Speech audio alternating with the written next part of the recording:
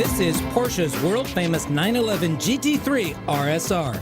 A proper racing machine with a look that tells us just how much power it has and which also reminds us that it is not easily tamed.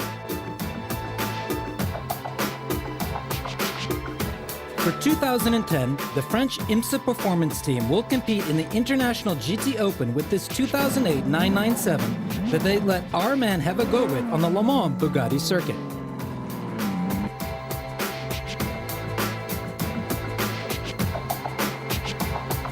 Getting to sit in this car is a real treat, and it is all thanks to this man, Raymond Narac. Firstly, thank you, Raymond, for inviting us to drive this car today. Well, it's our pleasure to allow you to try this car, and you will see for yourself how extraordinary it is. It's a real gem and easy to drive. You're not going to find that last second, but you'll see just how extraordinary it really is. And what is the particularity of a GT Open car? Well, you get the feeling you were at the controls of a thoroughbred, which is really something. While it may seem simple, the GT3 RSR is intimidating. Beyond its fresh paint scheme for the 2010 season, it also has a brand spanking new gearbox. While the track was still damp, Raymond Narac put in the first laps. Now it is time for Patrick to head out. And as he gets a glimpse of the dashboard for the first time, emotions begin to rise. As he makes his way down the Le Mans pit lane, using the rev limiter, a rush of youthful exuberance rushes through his veins.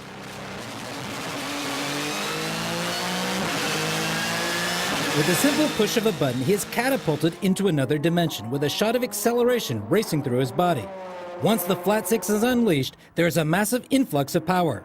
One doesn't improvise with the GT3 RSR in just a few corners. It takes more than a few laps to come to terms with all that it has to offer.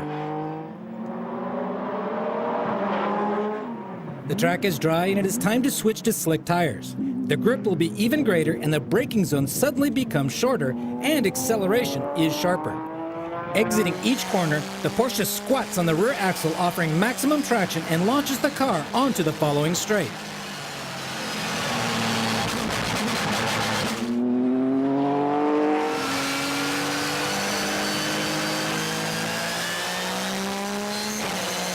Patrick continues to push just until the red light comes on before seeing the corner. Obviously, he doesn't possess the same skills as Raymond Narac or Patrick Pilet, but he does get an idea of what this monster can do. He does a good job of transferring the weight and gets a sense of just how fast the Porsche can take the corners, which does procure some satisfaction. He got the same pleasure when he saw the famous red LEDs light up when he was flat out in fifth gear before having to return to the pits, just before he slightly overdid it with the brakes.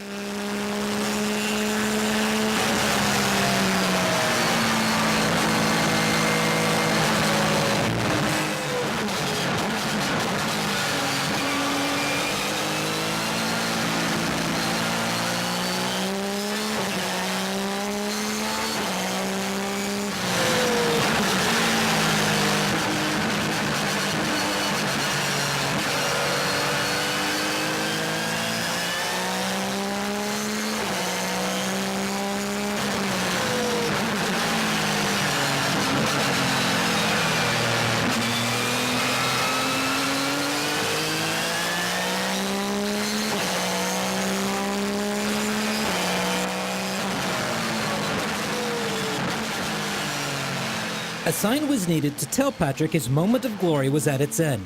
No, it wouldn't be a trip through the gravel trap, but rather the fuel gauge that told him it was time to hand back the RSR to its rightful owners.